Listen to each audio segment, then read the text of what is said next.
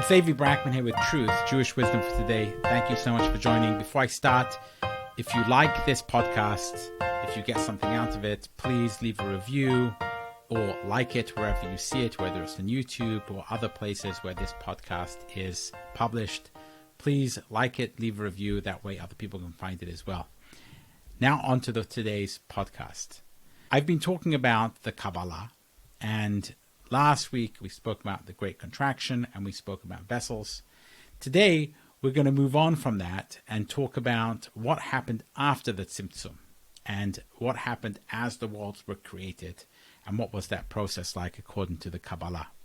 This is, again, as I've mentioned in the past, specifically Lurianic Kabbalah, as it is explained by Rabbi Chaim Vital in his book called the Eitz Chaim, or the Tree of Life, that where he records the teachings of his teacher, Rabbi Isaac Luria. Today, we're going to talk about the Kelim, the vessels which hold the lights of the Sefirot, of the divine attributes, Keter, crown, Chokhmah, Binah, Dat, which are the intellects, and then the emotions, and then Malchut, which is also the Shekhinah or the feminine. So this creation of these different divine attributes involve Orot, which are lights, and Kelim and vessels. So how did this all come about?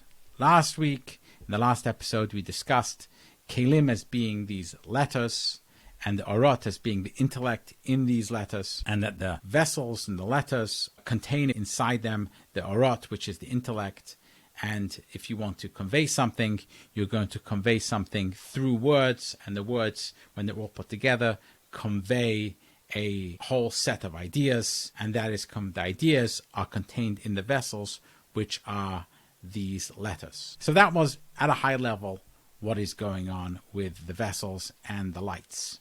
But we're going to get deeper into this today, and I think this is really, really interesting, because as you read the Eitz Chaim, the Tree of Life, from Rabbi Chaim Vital, talking about his teacher's teachings, the teachings of the Arizal, Rabbi Isaac Luria, you get to understand the thought process of these Kabbalists, these 15th century Kabbalists. And then you can try and get behind it and try to understand what they really mean and what all this evokes. So let's jump right in. So the discussion of how Kelim came about, how vessels came about, is really as follows. You had Adam Kadmon, which is the primordial man, which was this first framework of the Sefirot. And out of this primordial man came out different lights. And it goes into great detail talking about, some of it came out of its eyes, some of the light came out of its nose, some of it came out of its ears, some of it came out of its mouth. And this light which came out of its mouth came down into a world called Akudim. And what we're going to focus on is what happened in the world of Akudim from the light which came out of the mouth of Adam Kadmon.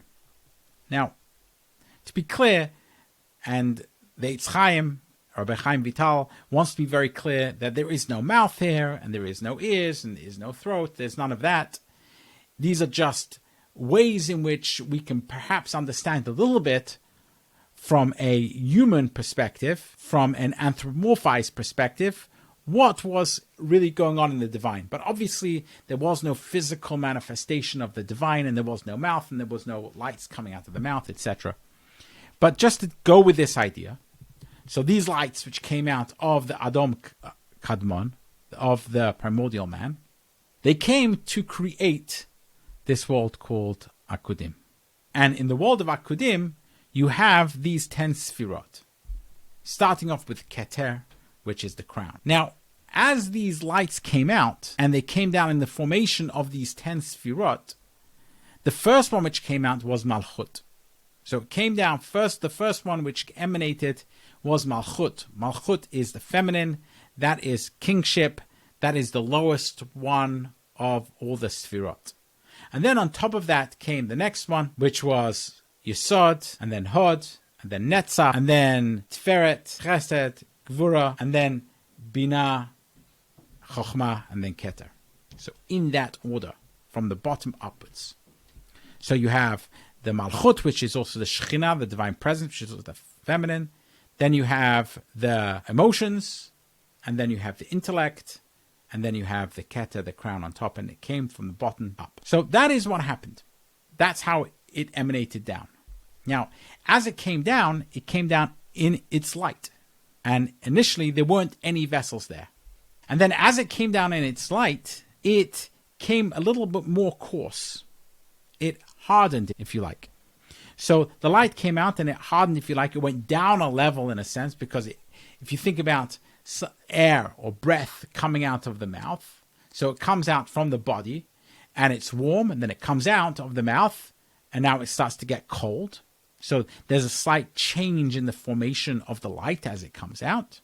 And that change in formation causes that there is a part of the light which is a little bit more coarse, a little bit more hardened. But since it's together, the light is together with that, there's no difference between, it's all light. Therefore, these two aspects are not necessarily felt as the light comes out. But then what happens is, the light then starts to go back up. And it starts to go back up, starts off going up from Keter this time. So on the way down, it starts off with Malchut, starts off with the lowest one. But as the light starts to go back up, as you have the ascension of light, it starts to ascend. The first thing that ascends now is Keter. Keter goes back up into Adam Kadmon. And then it goes further. Then the next one goes, Chokhmah goes back up. And then Binah goes back up. And that's how they continue going back up. And each one, as they go up, they actually go up a level. So Keter goes up into Adam Kadmon, right? Then Chokhmah, which is wisdom, goes into Keter. And then Binah goes back up into Chokhmah. So they all go up a level, keep going up a level, until they all go back, slowly up back into Adam Kadmon. So you had the lights, they came down, all the 10 Sefirot, all the 10 attributes. And then they slowly start going back up, starting with Keter, and each one then goes a step up into the next one's place. Now, as that happens, there's a little bit left over in each of these places. And that which is left over is called a Rishimu, an impression. An impression is left over. And that impression is that coarseness of the light remains left over. So, as it goes up, the light goes up, but it leaves behind some kind of coarseness. And the way I think about this, and I'm going to talk about this on 3 different levels. I'm going to talk about it in a way on a very physical level. Then I'm going to talk about it in the level in which the Hasidic masters try and explain it. And then I'm going to give my own type of analogy as well. The way you can think about it on a physical level is, if you have, for example, water, sometimes if you boil the water, you will find that there's a little bit of residue of the water which remains. So this Rishimu is like a little bit of the residue which remains down below. So the light goes back up, but the Rishimu, a little bit of the residue, a little bit of an impression of that light remains. That light which remains is still part of the light which came down, though. And it remains there forever. It never goes away. Now, there's another part to this, which Rabbi Chaim Vital explains in the Eitz Chaim, in the Tree of Life, from his teacher, Rabbi Isaac Luria. And that is that the light comes down. It goes then back up. It maintains this Rishimu, or this impression, this residue, which remains behind. And then you still have a situation where there needs to continue to be, as the light goes back down, the world still needs to be maintained. Now, in his mind, and the mind of the Kabbalists, the world is maintained how? It's maintained through the light of the divine. Now, if the light completely went back up, entirely went back up, then you would have nothing to maintain the universes. The worlds would completely disappear. The worlds would be destroyed. So you need that the light still somehow is influencing the universe. So although the light has gone back up, it still has to remain influencing the universe in some kind of way. And he gives, therefore, 3 categories of light. He's got the first category of light, which comes down in the first place. Then he's got the Rishimu, which is the impression which remains there, which is still part of that first category. And then he's got the light, which still needs to stay down, but doesn't really want to stay down, but is having to be here in order to maintain the universe. The first type of light he calls Yashar, straight light. The second part of the light is called, like I mentioned, the Rishimo, which is the impression or the residue. And then the third type of light is called Orchoizer. Orchoizer means a returning light. And the reason why it's called a returning light is because it's a light which doesn't want to be there. It's constantly returning. It's got its back to the universe. It is maintaining the universe, but it's got its back to the universe. So the first light, that light wants to be there.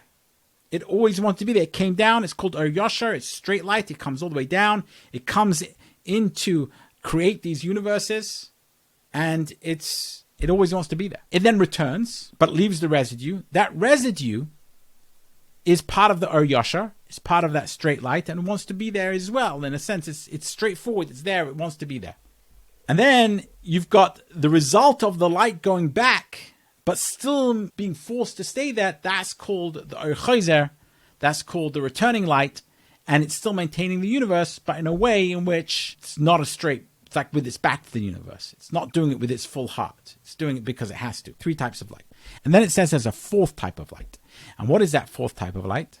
That when the Yosher comes, and then it leaves, it goes back up, it ascends back up. So it leaves the Rishimo. But since the Rishimo, which is the impression, is still part of the Yosher, part of the straight light, and then it has to come into contact with the Orchoizer, the returning light, they kind of smash into each other because they're both opposites. One is part of the light which wants to be there, came down, straight down.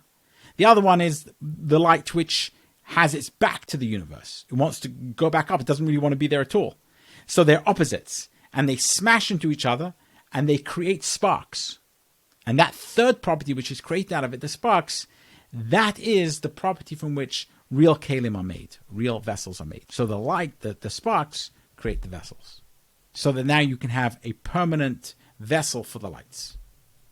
So out of friction, you have this thing which is created, which creates the real lights, and the lights can now be accepted into these receptacles. So you have now the light, which are actually in real Kelim, real vessels. It's based on the interaction between the Orchoizer and Yosher, which creates these sparks, and the Yosher is here represented by the Rishimo. So the interaction between the straight light and the returning light, and the straight light is represented here by the Rishimo, by the impression, by the residue, which remains there, and they cause a spark, which then results in these vessels. Now, in some sense, the Rishimo itself, the impression itself, is also a type of vessel, because that is the hardened part, if you like, of the light itself, which is the source of it.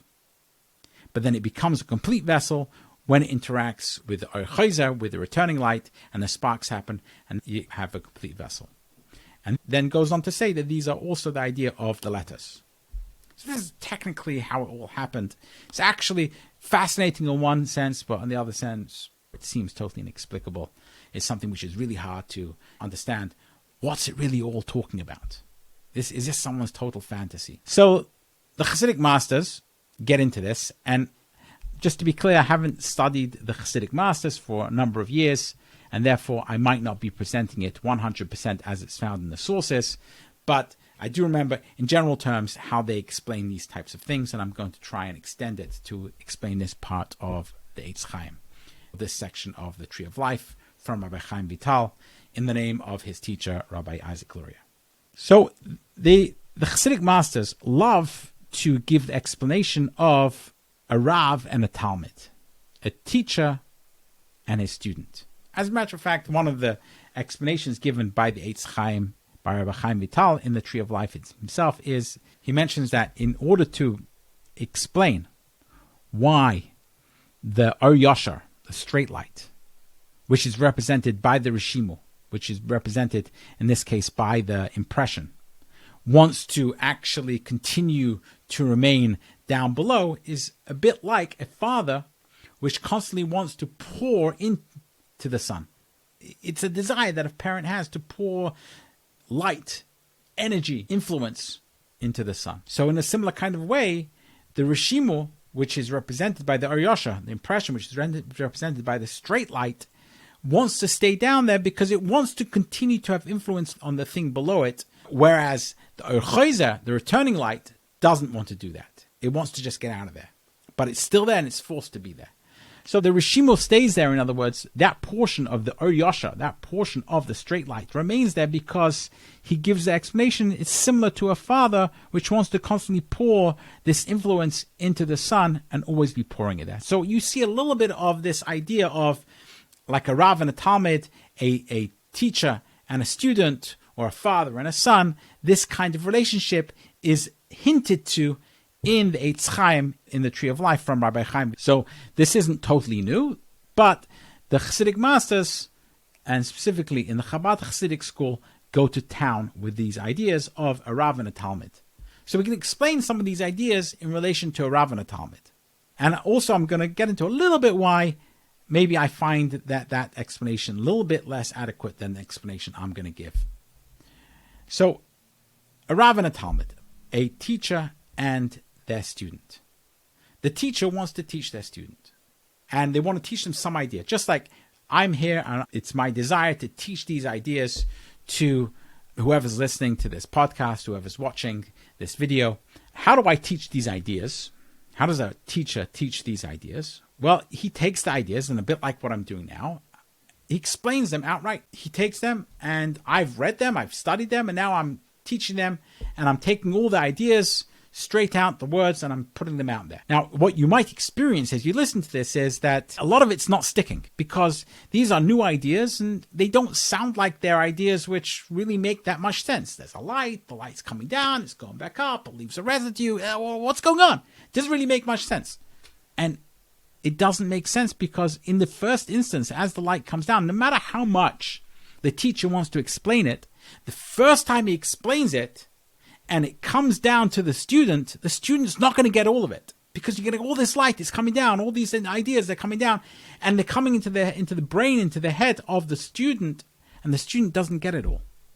But a little residue of it remains. Yes, you hear there's lights, you hear there's vessels, you hear there's straight light, and there's returning light, and there's a residue, and the straight light wants to come down and wants to stay there. These things they're there, and they're kind of remaining in your brain as a student, but they're not fully there. But a residue is there, and it wants to be there. So now I've explained it. It's great. I've gotten it off my chest. It's there.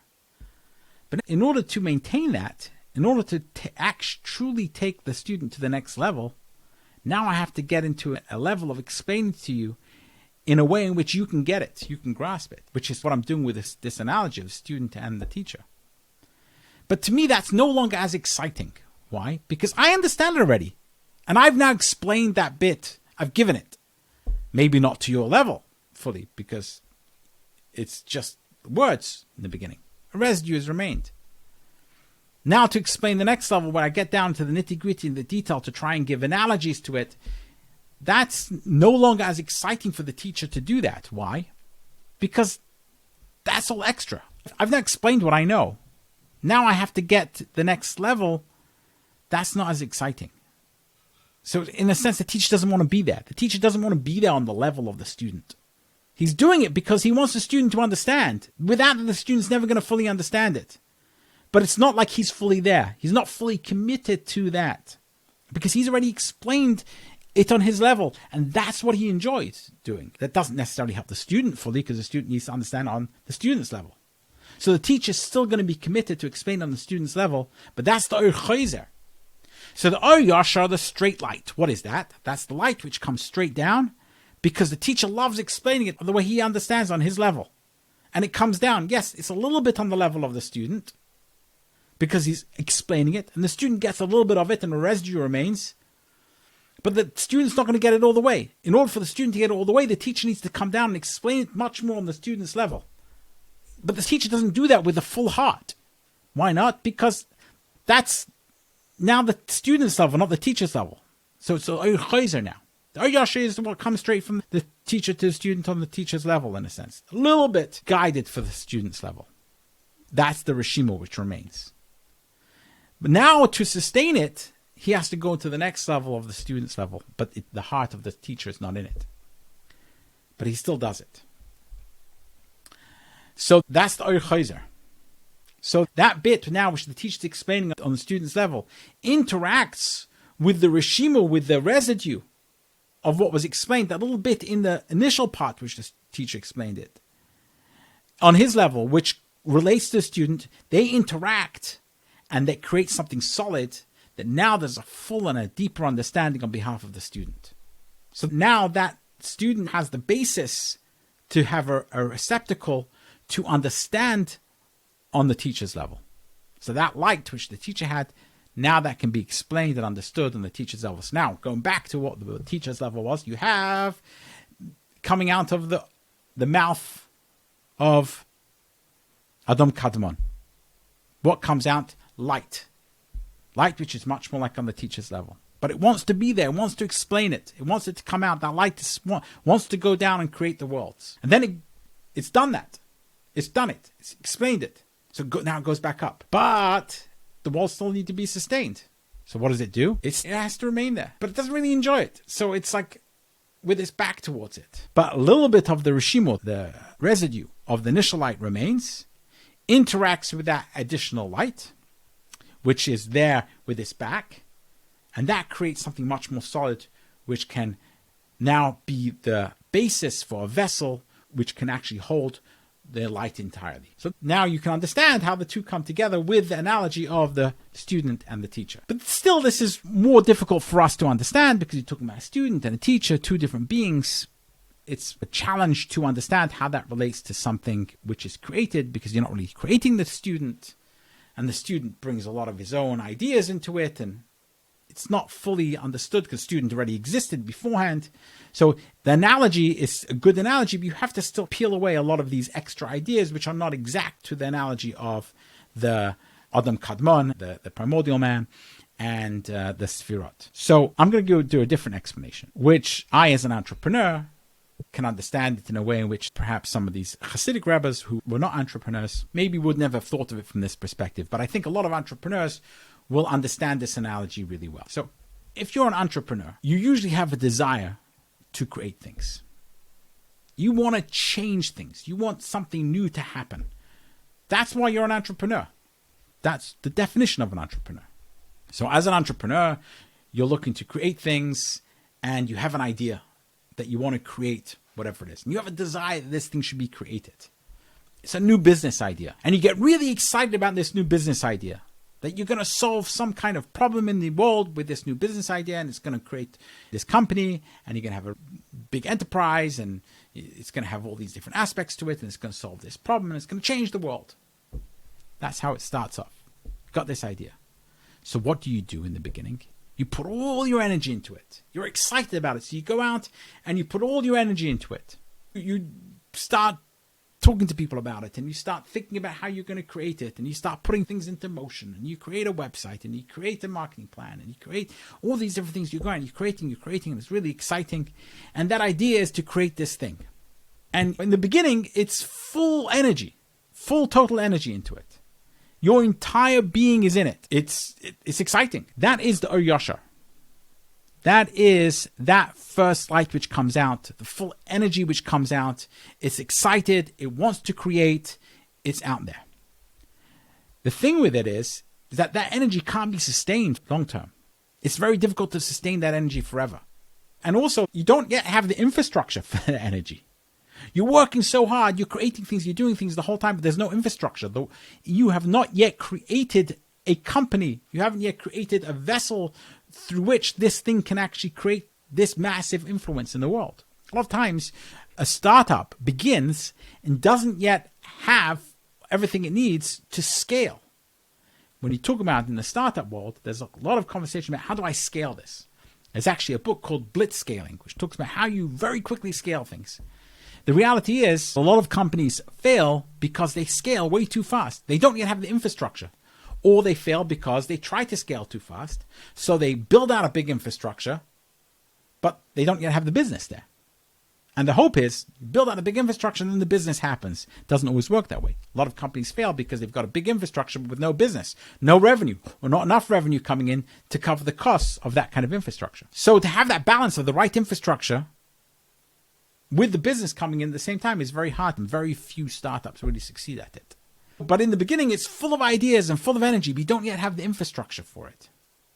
So it's not creating anything. So what has to happen?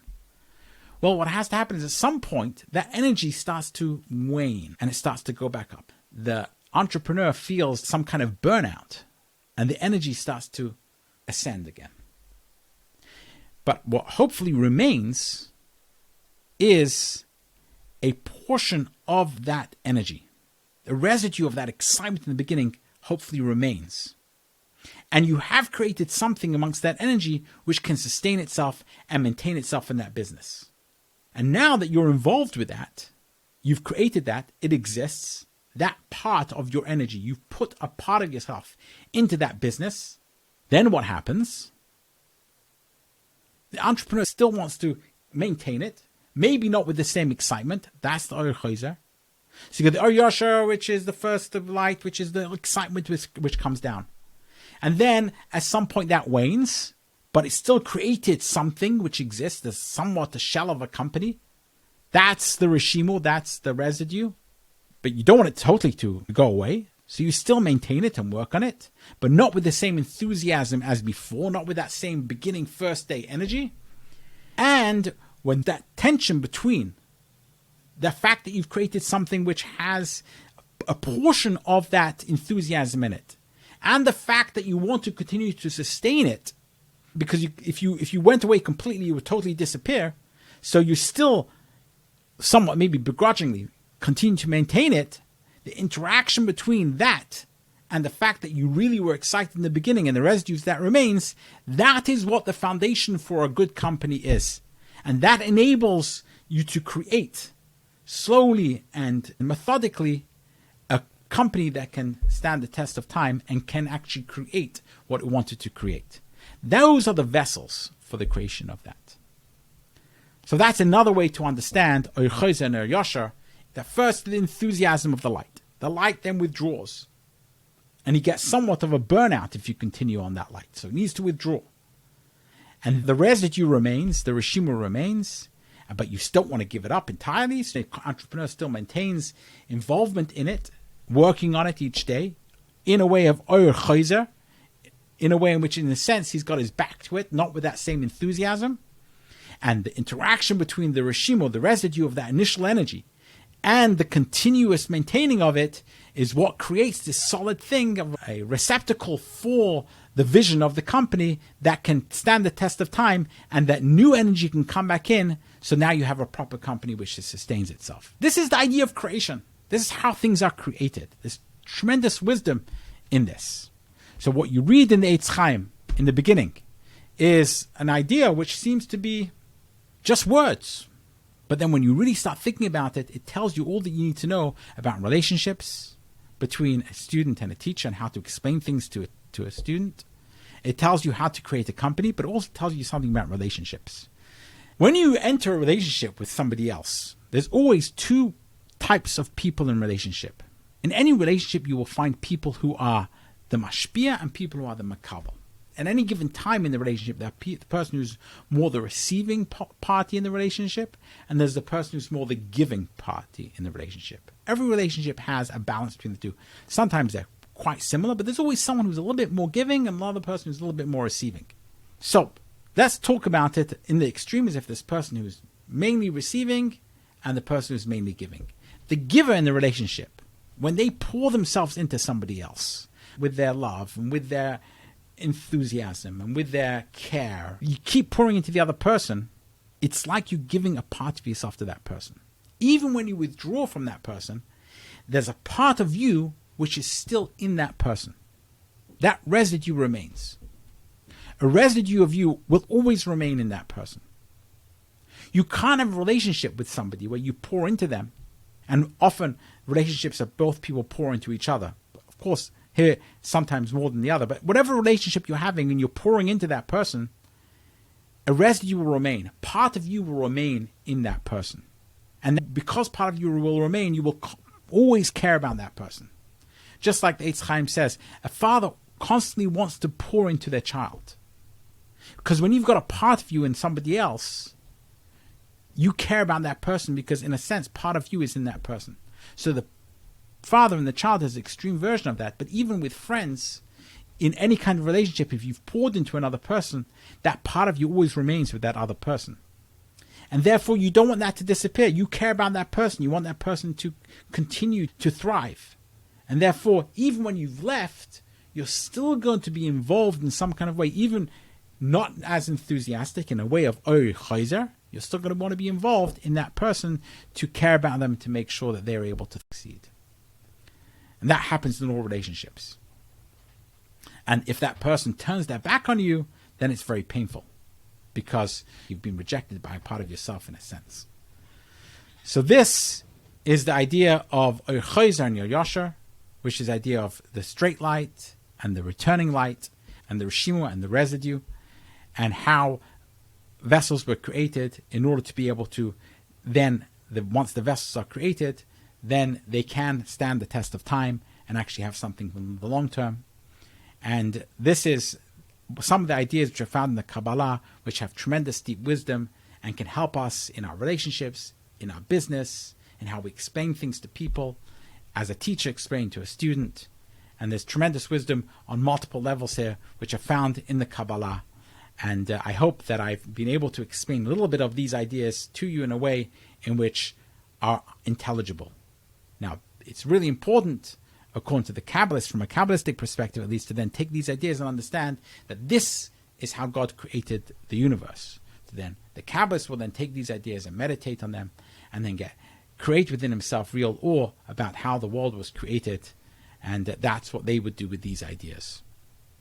But it's really important to understand that probably how the Kabbalists came out with these ideas was because they thought about themselves and how they interact with other people and how they interact in the universe, and then took some of these ideas and then said, if this is how I work, this is how humans work, from my flesh we can see God, and we were created in the image of God, and therefore this is probably how God works. And this is how they came up with these ideas of how God would have created the universe, from that deep introspection, from the deep self-knowledge, and the deep knowledge of how they interacted with others. They were able to come up with these ideas of how perhaps God created the universe.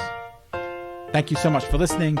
This has been Levi Brackman with Truths, Jewish Wisdom for the Day, and until next time.